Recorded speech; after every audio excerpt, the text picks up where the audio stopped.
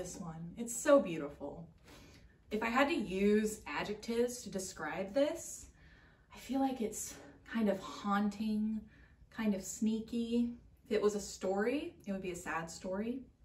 I try to pretend that I'm an opera singer, so it's marked espressivo, so that's really expressive. And if you think about, you know, Pavarotti singing this,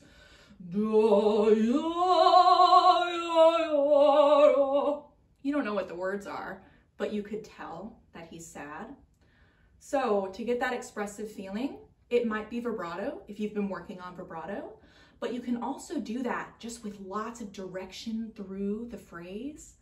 And these are long phrases. So that first phrase goes all the way to yadi, that A. I do not take a breath after that first A in bar 2. You want to get really long 4-bar phrases in this. One dynamic that I would emphasize is if you see the last line, you've got the forte espressivo going up to that high F. So that should be very full. The same high F on the previous line comes after diminuendo. So I would be very gentle with that F. And then when it comes back, it's like you're repeating yourself with more emotion, so more dramatic. Beyond expression, something very important in this is tempo. It's easy to slow down as you're playing this. So practice it a lot with a metronome.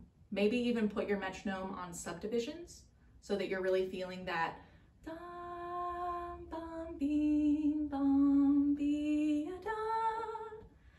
And that subdivision is really important on the dotted 8th 16ths. We have a lot of those in this. What we don't want is triplet 1.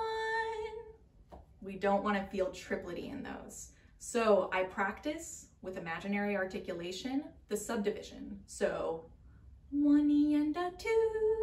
This is what that would sound like.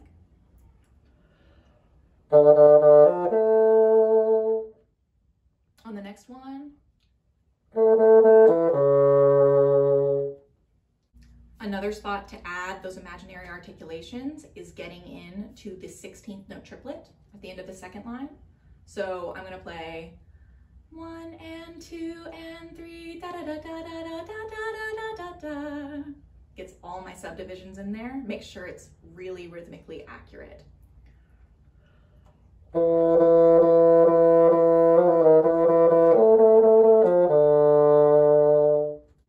This one is a great lyrical exercise because it's marked espressivo and you have so many hairpin dynamics and so many opportunities to make a really musical statement.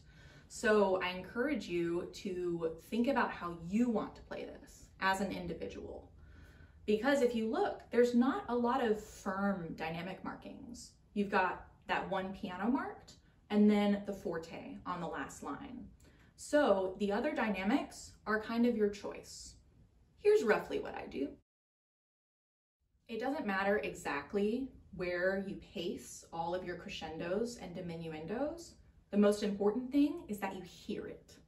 So that could be mezzo forte to mezzo piano, or it could be forte all the way down to piano. You can decide how dramatic to make these dynamics. An articulation that you may not have seen before is that slur with the dot underneath. That is called a portato. I think it's also been called a mezzo staccato. So it's kind of an in-between articulation. It's not short, it's not totally connected. So how I think about it is my tongue is just very lightly touching the reed. I like the image of you're using one taste bud to touch the reed. So just a slight bit of contact. And there should be just the tiniest amount of space between the notes.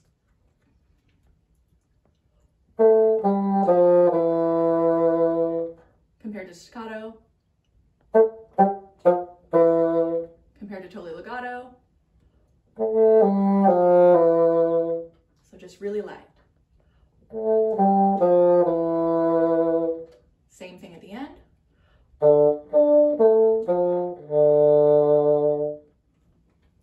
course, when you get to the end, you've got that ritenuto. And I wouldn't do a huge amount of ritenuto. This is just going to be very slight, and it's relaxing into that last D.